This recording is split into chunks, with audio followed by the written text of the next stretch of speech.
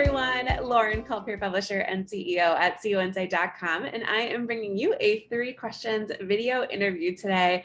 I'm super excited about this conversation. We have Emily Fagan here. She is a brand strategist at Segmint. So excited to talk to you, Emily. Thanks so much for joining. Thanks for having me, Lauren. Awesome. Well, I'm curious from your perspective as a brand strategist, in the digital age, it's really important for credit unions to build audiences, even small credit unions. So I'm curious, why would you say it's so important for small credit unions to build audiences, or all credit unions, and to target those audiences relevantly?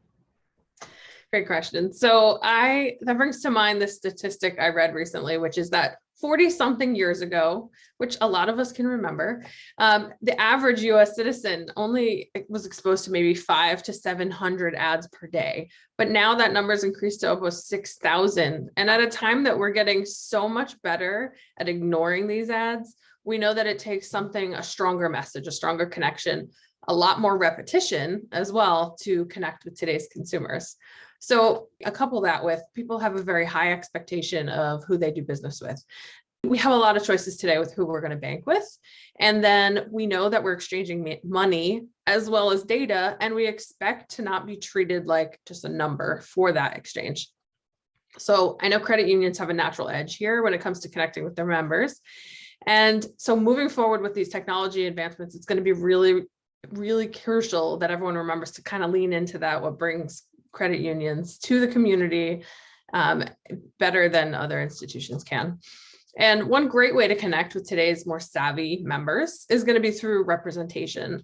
And that's kind of a buzzword. And I don't necessarily just mean gender or ethnic diversity, but I'm talking about life stages here as well. So this can really be as simple for a marketer to place images of children and families along with their messages to promote HELOCs or point earning credit cards and college savings plans. So marketing to those of retirement age also. If we're thinking about that audience, then let's put some age appropriate videos, actors enjoying recreational activities, buying vacation homes and motorhomes when you're talking to them about loans. And then finally, another suggestion is, when you're marketing to somebody in their 20s, and then if you put images in front of them about buying first cars, when you're talking about loans, a younger person moving into their first apartment with credit card offers and such.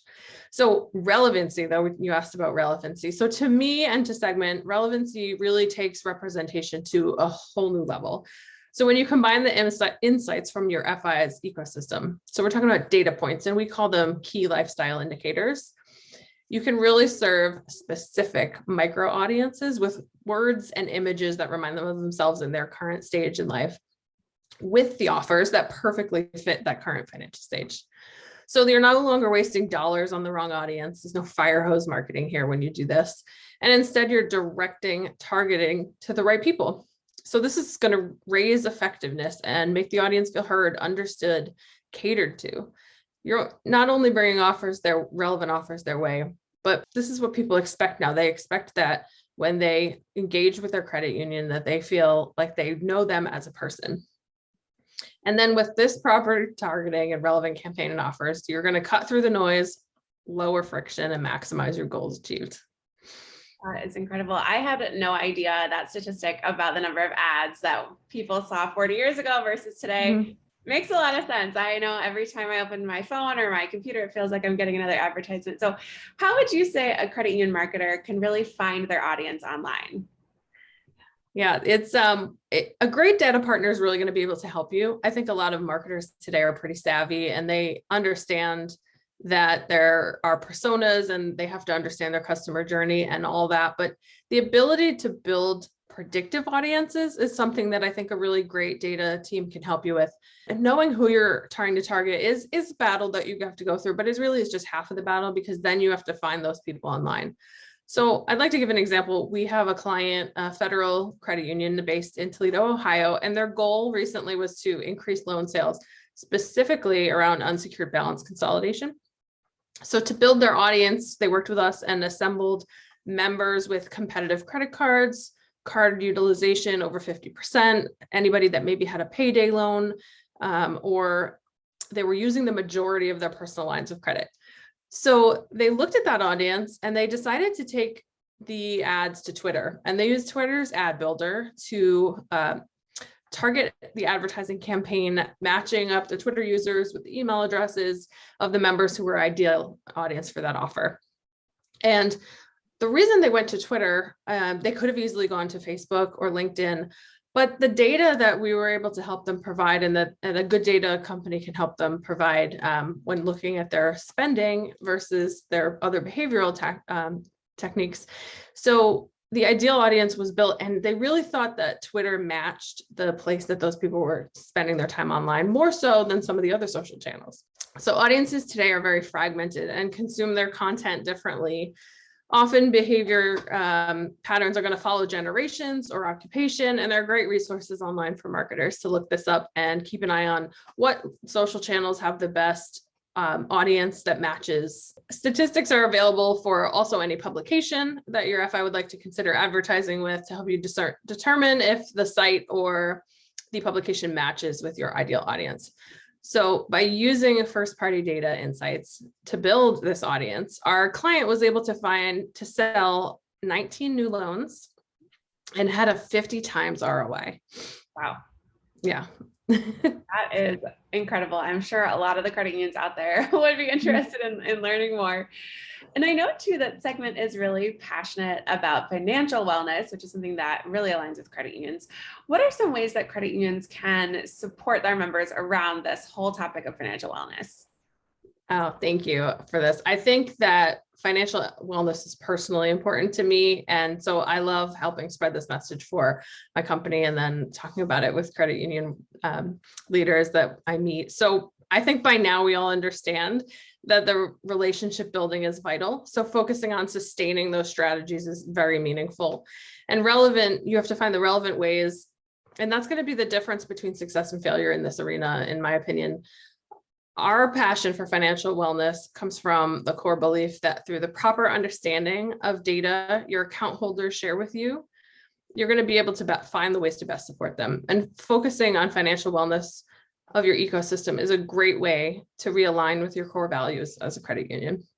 So I have some ideas. I'm just going to run these off the top of my head. So I think that like my personal favorite thing that I see is when people outreach and do campaigns around education. I remember the first time I was buying a home, then my bankers invited me to a planning session so I would learn how to budget. I think things like that is really encouraging. I think also just monitoring automatic online bill pay or telling people about your automatic bill pay as part of your onboarding series, and it's going to prevent late payments and help them with their credit scores. Also setting up alerts for the bank team for members who suddenly stop receiving payroll or receive unemployment benefits for the first time. I think my favorite COVID era example of this is when I heard stories about the FIs that were offering to defer a mortgage payment to the end of the loan in order to help some people. And I just think things like that, just to help their members remain in good standing, it's really good for everybody. And then finally, to help, we have these predictive models, and we encourage other people to develop some of their own, because finding ways to help people before they go over that edge and not be able to recover, so they go far beyond their credit card balance typically, or they start missing a mortgage payment or things like that, we can set up some triggers. And I think everyone should be aware that they should be promoting educationally prior to things falling off the edge. So promoting HELOCs to people who are putting a lot on credit cards, that when they go to Lowe's or Home Depot or something like that. And it just helps them understand that you're keeping an eye on safeguarding their future. Absolutely. Well, so many great ideas. It's really cool to hear about the work that Segmint is doing around this. And as we wrap up our conversation today, I'm curious if you have any final thoughts for the audience that you might want to share. Well, the team at Segmint, we're always writing some new content. We have a new ebook that just came out last week about actionability of data. So it's just putting data to action, being secure, providing relevant campaigns, and then reaping that really strong ROI to help people build the strongest strategies for their FIs. And so we encourage everyone to check it out. We try to do a monthly data jam session with some industry leaders, and we would love to have people join in and watch those sessions and learn from from what we have learned from our data. So thank you so much, Lauren, for having me here. It was great to be part of this. Yes, you too, Emily. Well, thanks so much for spending some time with us. I know I learned a thing or two about finding an audience online relevantly targeting them. So really great conversation. We'll link to some contact information for Emily and her team at Segmint for anyone who wants to get involved or know more. In the meantime, Emily, thank you so much. And we look forward to hopefully getting to run into you in person maybe again sometime soon. Yep. See you soon.